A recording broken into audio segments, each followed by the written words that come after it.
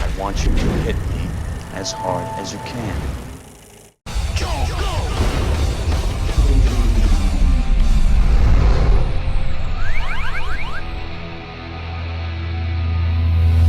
Well, friends, we have arrived at the end of another summer movie season, with last weekend giving us Ryan Reynolds trading wisecracks and firing off bullets with Samuel L. Jackson in The Hitman's Bodyguard. And, look, let's be honest here. I don't really care this week about reviewing a movie that has to have something in common with a newly released blockbuster like I usually do. All I know is that I began this summer reviewing a Hulk Hogan family comedy from New Line Cinema, so I think it's only fitting that I end the summer reviewing the other Hulk Hogan family comedy released by New Line Cinema in 1993, known as Mr. Nanny. I mean, hey, we got a movie called The Hitman's Bodyguard. Hulk Hogan plays a bodyguard in this movie. It works. And even after the failure of Suburban Commando, New Line Cinema still thought the Hulkster had a chance at being a movie star. And if Arnold Schwarzenegger could find success playing a tough guy forced to look over some mischievous brats in Kindergarten Cop, then there should have been no reason that Hulk couldn't have a hit movie doing the same thing. But there was no success to be found for him this time either, not with the critics or with the audiences. And it more or less ended Hulk's chances at being a major movie star. And since I grew up watching this flick regularly alongside Suburban Commando, I shall see if I'll end up just as entertained when I rewatch Mr. Nanny. Or, as the film was originally titled,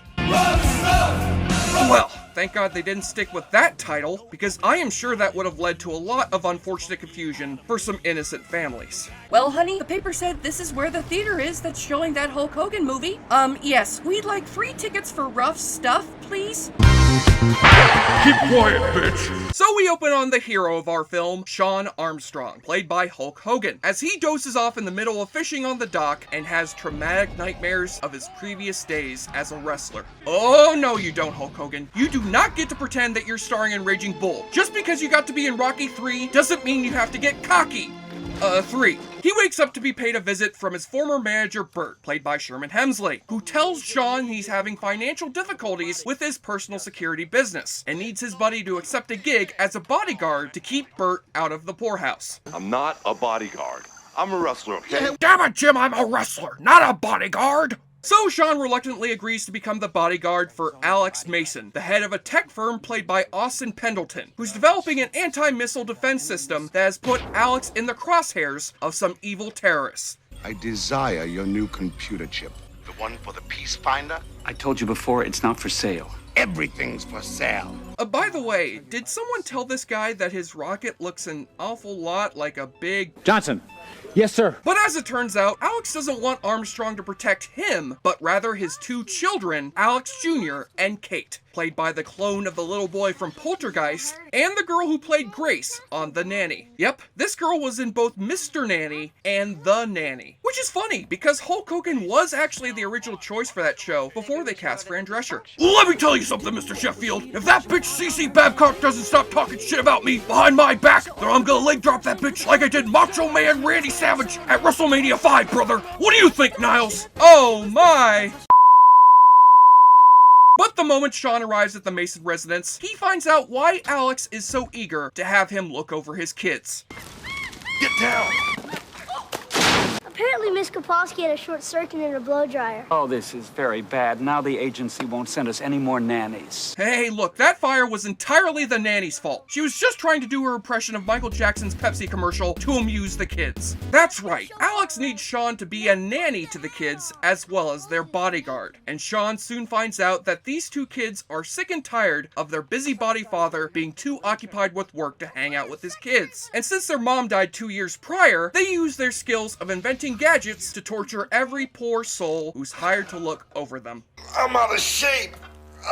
But mind you, this is less the cute version of kids torturing adults that you would see in Home Alone, and more like The Fucking Good Son. Cause these kids are legitimate psychopaths. I know, it's a kiddie comedy. I shouldn't take it so seriously. But I can never get past the thought that what these kids are doing to Hulk Hogan would legitimately kill him. Sure, in a cartoon, it's funny when Bart Simpson electrocutes his dad, but when these kids electrocute Hulk Hogan in a live-action movie, I can't help but be a little concerned. It's only low voltage. You can't kill him. Then crank it up. Well, turn it up, man.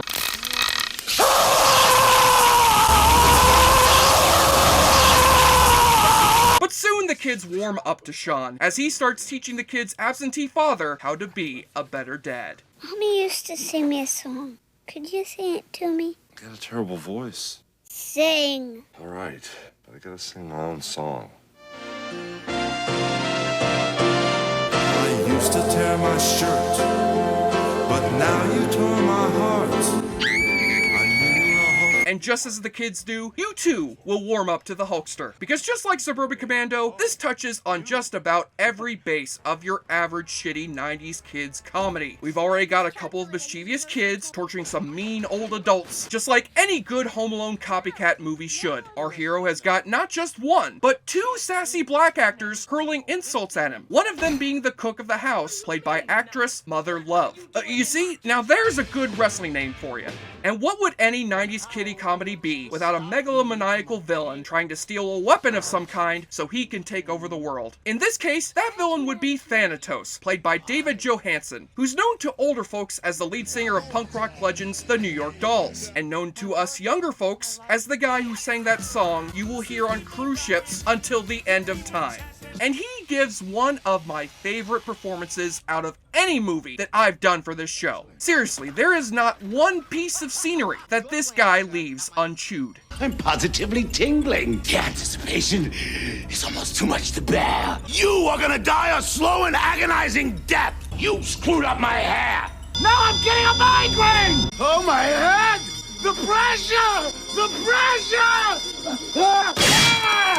Yes, little do you know that if you don't have any aspirin on you, ramming your head into a wall will get rid of your headache immediately. Head on, applied directly to the forehead. Plus, he co-wrote the music for this flick. And apparently David Johansen went to the same school as Randy Newman in writing soundtrack songs that literally describe what's happening in the movie. I just wanna go fishing in the deep blue sea.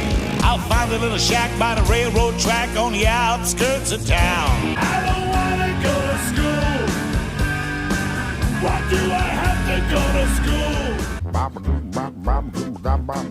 Yeah, I think these lyrics most accurately describe what's going on in this movie. And I think I should mention that the metal plate on his head is from him falling headfirst into an empty swimming pool after he got in a rooftop fight with Sean in the 70s, when Armstrong refuses to throw a wrestling match for him. I ordered you to throw that match. My god, he looks like Disco Stu and Otto the bus driver got merged together in Jeff Goldblum's matter transporter. You mock my hair? The pool was empty. It would have killed him, but his hair cushioned the fall. Of course, they couldn't scrape up all of his brain goo, but at least he got a metal plate in the slammer. Well, that's good for Thanatos, but Richard Belzer sure as hell didn't have anything to cushion his fall when he got his head cracked open by Hulk Hogan. He's sleeping. Really, I was a sleeper hole. He'll be all right. So when you mix in a shamelessly hammy villain, two mentally unbalanced kids that I guess we're supposed to be rooting for, and a big, doofy WWE wrestler bringing a dysfunctional family back together through the power of senseless violence, it ends up being a family comedy where all the laughs are unintentional. I mean, this damn movie asks us to believe that Sherman Hemsley can undo some rope tying his hands together by shooting the rope off with an AK-47 that he operates with his feet. And somehow the most unbelievable part of the scene is that dude they hired to stand in for Sherman Hemsley from behind. Come on, guys. You didn't even try. There are literally little kids out there who would make more convincing stuntmen for George Jefferson. Well, we're moving on up to... But whether or not it's intentional, this piece of crap does give you a lot of joy. And here at Awfully Good Movies, that's all that matters to us. Hey, who needs Mary Poppins when you got Mr. Nanny to look over your kids? After all, Julie Andrews' singing voice is nothing compared to the dulcet tones of Mr. Hulk Hogan. If you want to be a Hulkamaniac, I can sure tell you how to stay on track. Oh, my head! What you gonna do, brother, when Awfully Good Mania runs wild on you? Well, I would say you would body slam into another round of the Awfully Good drinking game. Take a shot or drink every time the kids spring another trap on an unsuspecting victim. An electrified toilet seat. Poison ivy toilet paper. Oh. Oops, tripwire. And flour. That wasn't flour, you stupid kids! That was cocaine!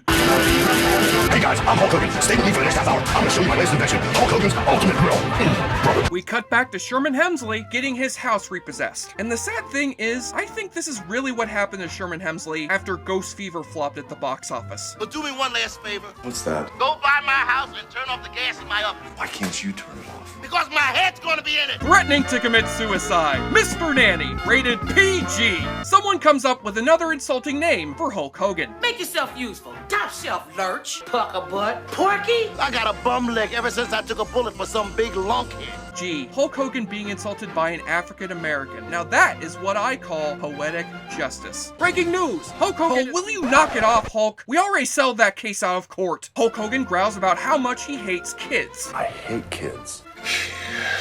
I hate kids. I hate boys. Really, what the hell is up with Hulk Hogan having to declare he hates something in his movies? I hate Earthlings. I already know Hulk Hogan hates kids. Have you seen how his 2 kids came out? And take a double shot, not just when you hear them say the title of the movie in the actual movie. I'm Sean Armstrong, bodyguard for the kids. Ha! Mr. Nanny! Mr. Nanny! But also when you spot a dude in the background throwing his dog into the river. Beat you with a stick. Well, I'm sure the filmmakers totally didn't film an act of animal abuse by accident. Of course not. I mean, he could have been sending the dog off to swim for help. Now remember, Rover, the minute you find dry land, tell the Coast Guard that I'm stuck in a crappy Hulk Hogan movie. Have them send a rescue team to get me out of here. Now swim! Swim for your life, Rover!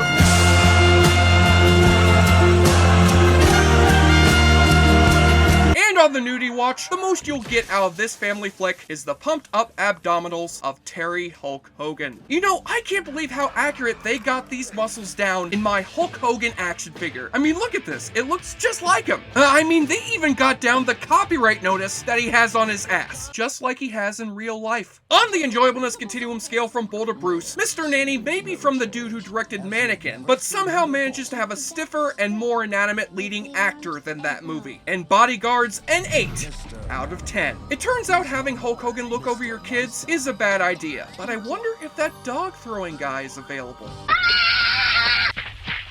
I'm Jesse Shea for JoBlo.com, and now it's time to announce the winner of our first ever Awfully Good Movies viewer poll. Last time I asked you guys which Stephen King sequel you wanted me to review to tie into the It remake. And now, the winner of that poll, with 45% of the vote, is The Rage Carry 2. Congratulations to the lucky movie. We'll be reviewing this one next week. But for now, let us end this review with the song that everyone associates with the legend of Hulk Hogan, known as Real America. I'm kidding, of course. It's another song off of Hulk's shitty album. Fortune and fame was his middle name. We climbed as high as the sky, he remains the same. With the training and the prayers and the vitamins too.